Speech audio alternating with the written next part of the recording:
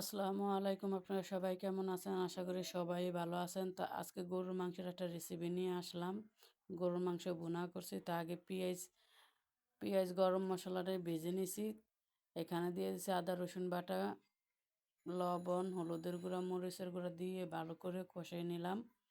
কষানো হয়ে গেছে। এখন আমি মাংসটা দিয়ে দিছি। মাংসটা কষিয়ে যে আলু দিয়ে দিলাম। তো আমি মাংসটা ভুনা করলাম আজকে গরুর মাংস। তো জল দিয়ে দিছি, মাংসটা কষানো হয়ে গেছে।